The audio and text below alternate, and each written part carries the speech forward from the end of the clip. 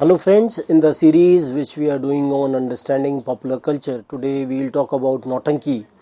and in this series we will talk about the contribution of Pandit Dayal Sharma and Professor Devendra Sharma in the craft of Nautanki, that how Pandit Dayal Sharma, who has been instrumental in the popularity of Nautanki in the 20th century,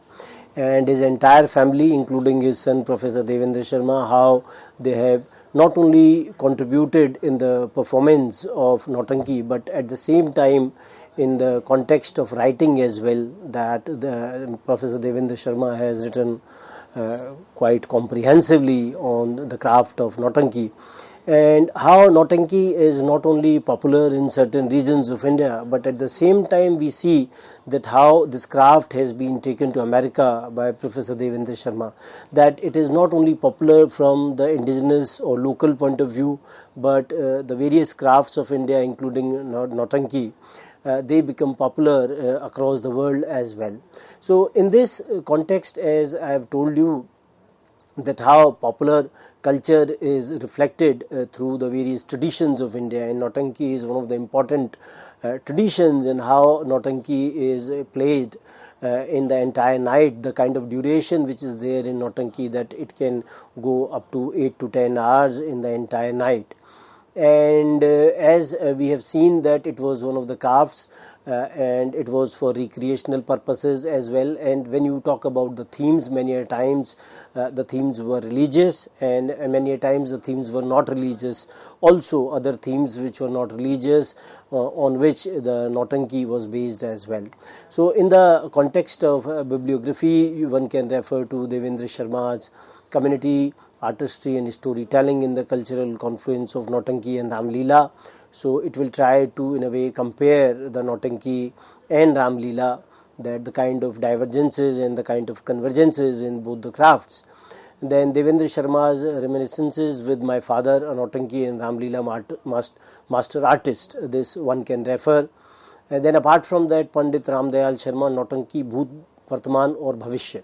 So these are some of the readings which one can refer when one is talking about the craft of Nautanki. And when one talks about the people, those who are associated with Nautanki, those who have given their entire life in terms of popularizing this craft, and they have been in a way instrumental, that how Nautanki has reached wider audience. And they are not only talking or conveying in the sense of some recreational purpose, but at the same time they are more concerned with raising a number of issues. They are creating some kind of an awareness about the important social issues, and it is also being done for some kind of a national development as well. And when one talks about Pandit Dayal Sharma, we find that he has a very long lineage in terms of musical masters, and he is the present guru of Samay Khera Gharana. And we find that the way he has worked in the craft of Nautanki over the years, because of which he was also awarded the Padma Shri in 2022, and he was also awarded the Sangeet Natak Academy Award in 2014. So these kinds of awards which have been given to him are a reflection of the kind of work which he has done over the years. And we find that he has performed more than 5,000 shows till now, and the way he has carried on the traditions which were being followed by his ancestors as well. And I like to talk about that Pandit Dayal Sharma. He was born on May 2nd, 1946, before independence, in the Govardhan Parvat in village Samay Khera, Bharatpur, Rajasthan. And how he had a very kind of a childhood where the resources were very limited, and how he had to in a way go barefoot around 12 kilometers to the nearby town to attend the school as well. But he had some kind of singing abilities which were considered to be extraordinary, and he was recognized as some kind of prodigy, and numerous awards they were being given to him when he was quite young. And when it was recognized by his father and uncle that he had this kind of a talent, and thereafter his guru Manohar Lal Sharma also noticed his musical talent, and he was groomed for this craft. And we find that in his teenage years and later he became some sort of a popular star, and he was also given the title of Braj Kokila, the Nightingale of Braj, by the masses of Braj Bhumi in 1960s. And we find that he is one of the important artists who has been invited to hundreds of years old and respected traditional akhadas of Gokul, Mahavan, Mathura, Vrindavan and Bharatpur for the premiere of their devotional and religious songs called Bhagats. So we find that how he has been, Pandit Dayal Sharma has been invited by so many important akhadas of these regions, and akhadas are basically some sort of centers where this kind of a craft germinates, it takes roots, and then it also prospers as well. So we find that he has made some kind of a tremendous contribution, not only in these regions, but at the same time he has also been associated with National School of Drama, NSD, and he was also associated with the Sangeet Natak Academy. And he was not only performing in India, but at the same time he also performed in other regions of the world. And we find that this kind of a musical theatre or the some kind of an opera form which became quite popular because of the efforts of these masters, and how we find that these kinds of musical traditions, they are also concerned with the issues and the problems of the contemporary times. And we find that many of these traditions, they are seen to be dying, as not many people are putting their efforts in these theatrical forms, so that they may not survive in future. So the contribution of the people, those who are closely associated, for example Pandit Dayal Sharma in Nautanki and Professor Devendra Sharma again in terms of writing about this craft, and at the same time completely engaging themselves in the promotion of Nautanki not only in India and elsewhere, plays an important role in the context of popularization of these kinds of crafts. And we find that how in the Nautankis, they have also been written on important issues in the after independence of India. And many a times the scripts, they are based on girls' education, the empowerment of women, the issues concerning dowry, how the environment can be protected, then the issue of global warming or culture or the climate change, then HIV, AIDS, COVID-19 as well, and then the national development and the tale of the unsung female freedom fighters as well. So there is a clip which I'd like to present, which is there, which is concerning Nautanki, as you can see on the screen. And Pandit Dayal Sharma is performing on the stage. It is sometime of the 1980s.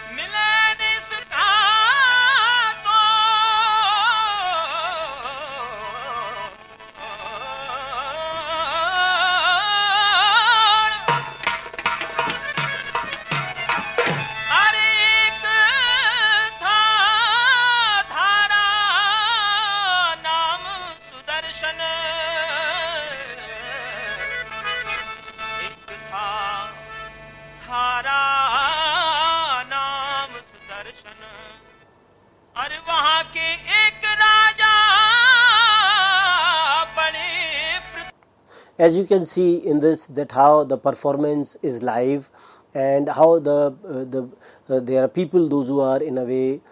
supporting the main artists, those who are singing and trying to convey the kind of meaning which is associated in these Nautankis. And we find that how some kind of a folk media campaign was also launched by the UP government in 2000, from 1999 to 2004,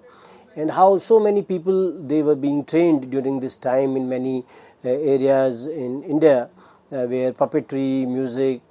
magic, etc., all these kinds of crafts, they were given some kind of an importance, and the messages they were concerning the empowerment of the women and the issues concerning the health as well.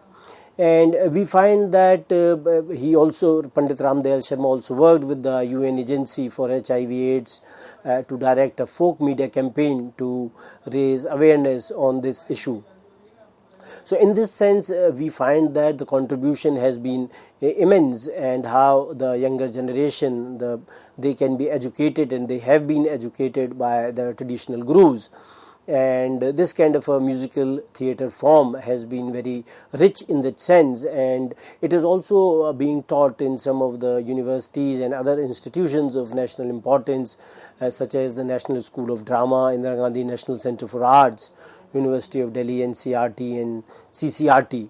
and a number of workshops they have also been conducted, so that the craft of Nautanki reaches a wider audience. And at the same time, the importance which can be attributed, that how these kinds of crafts, when they go to the various educational centers which are concerned with various kinds of arts, then the people, those who are associated with these institutions, those who are the students of these institutions,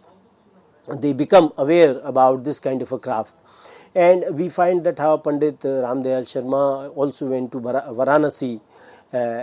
by NSD to train their students and direct a landmark production of Satya Harishchandra to start or restart the authentic Nautanki tradition there as well. And we find that, as I told you, that he has been awarded by the government at different levels, and in 1992 he became the first Nautanki artist to be interviewed by BBC, which is the British Broadcasting Corporation, and which broadcasts a series of talks with Pandit Dayal Sharma, through which international listeners, they were introduced to Nautanki opera for the first time. So we find that how it also Nautanki also became popular in that sense, that how these artists, when they were being interviewed by BBC, which is one of the important channels in the framework of the international broadcasting, so we find that they definitely made some kind of an important contribution when it reached the wider audience. And we have also seen that he was invited by other agencies as well. The Theatre Royal and Tara Arts London invited him to compose the musical score of Heer Ranjha, which was successfully run in Britain. And then in 2011 he was honored by the mayor of Portland, Oregon, USA, for his work of reconnecting the Indian diaspora living in America with their cultural roots in India. So we find that the various kinds of compositions which have been done by him, for example, one of them was Kalpana, which was chosen to represent India for the UNICEF award in Sofia, Bulgaria in early 1980s. And the way he has been honored internationally by being invited to perform and provide some kind of speeches in the various universities in USA, and how he was invited to be an expert committee to advise the Ministry of Defense on the selection of tableau, and committee on the selection of items with school children, and dances for the Republic Day parade in 2004, 5 and 2022. So we find that how Nautanki as an important form of opera in North India was very important in the 20th century. And we find that because of the coming of the other kinds of recreational avenues, where the traditional forms, they have lost some kind of a popularity in the recent years, and Nautanki is also one of them, where we find that the popularity declined in that context. And we also find that how Nautanki over the years when it is being compared to the other crafts, song for example, or bhagat, which are also being staged in different parts of the Braj region or in India. And we also see that some kind of comparisons they are also being made with other kinds of performances, for example Ram Leela. And when we see the performance forms like Ram Leela and Nautanki, they in a way entail charming music, poetry, dramatic acting, and backstage coordination by many people in the community. So in a way they are being supported by the local patronage, and sometimes they are performed by the local volunteers as well. So in a way they create some kind of strong bonds within the community. And we find that when the Ram Leela groups which are performing the Ram Leela in different areas, they have their own styles, they have their own colloquial scripts as well. And we find that many a times their style is closer to Nautanki and Bhagat, and many a times it is not as well. That depends on the kind of theme which they have chosen, because we find that Ram Leela largely will deal with the devotional theme, but Nautanki has this kind of a liberty where it can also choose a non-religious theme as well. So we find that how many a times the interconnected histories and the common elements of the two popular forms of this North Indian theatre, Ram Leela and Nautanki, they both often uncritically referred to as traditional or folk theatre, designation that elides their inherent dynamism and heterogeneity. So both these mediums, they are seen to be dynamic in nature, they are seen to be heterogeneous in nature, and how over a period of time new elements they have been added in these crafts. And we find that how many of the structural and the aesthetic elements of these two styles of theatre, they are actually ones which once common to other North Indian performance traditions such as Swang, Bhagat Sangeet, Khayal and Ras Leela. So we also see that other kinds of the musical traditions which are popular in other regions of India as well, and how some kind of similarities can be found with other performances as well. And when we tend to understand them, that how these traditions they grow over a period of time, and the kind of themes which are there in these traditions, and how